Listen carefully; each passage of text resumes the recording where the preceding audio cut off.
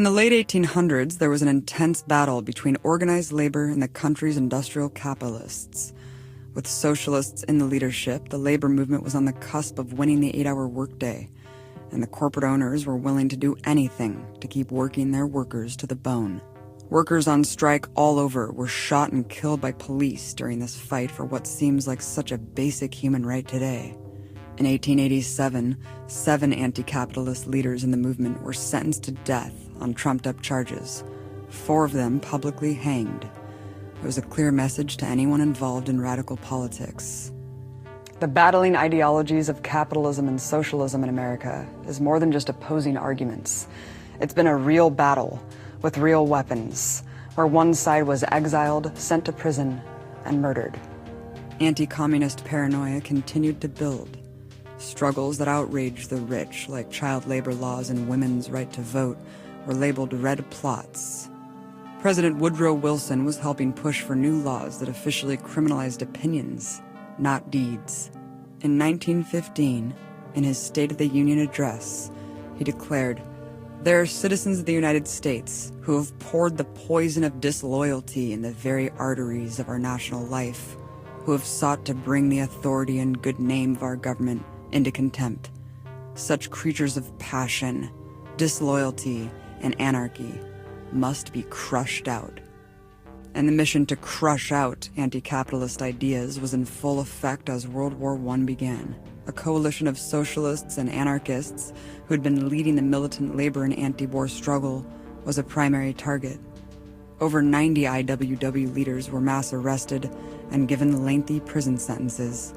Repression in the courts was reinforced by hired gangs and lynch mobs, allowed by the state to carry out vigilante actions. In 1917, the oil company-controlled newspaper Tulsa World printed on its front page, "The first step in whipping Germany is to strangle the IWWs. Kill them, just as you would kill any other kind of snake." And they did kill them. In that year alone, big business's thugs, like the Pinkerton Gang, lynched many IWW leaders. Frank Little, a popular IWW leader of mine workers in Butte, Montana, was beaten, dragged behind a car, and hanged from a railroad trestle.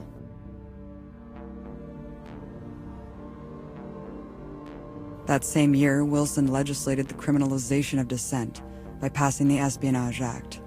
Included in the U.S. government's sweeping definition of espionage, suggesting that you shouldn't be used as cannon fodder in a war between ruling elites. In 1918, famous American socialist and presidential candidate Eugene Debs gave a speech in Canton, Ohio.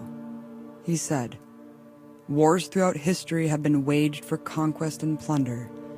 The feudal barons of the Middle Ages, the economic predecessors of the capitalists of our day, declared all wars, and their miserable serfs fought all battles, taught to revere their masters, to believe that when their masters declared war upon one another, it was their patriotic duty to fall upon one another and to cut one another's throats for the profit and glory of the lords and barons.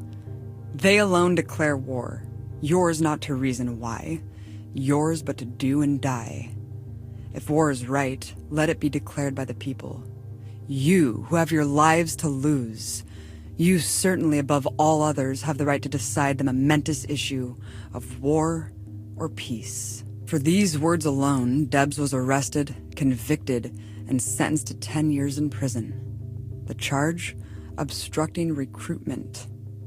Many others who did nothing but speak against the war met the same fate.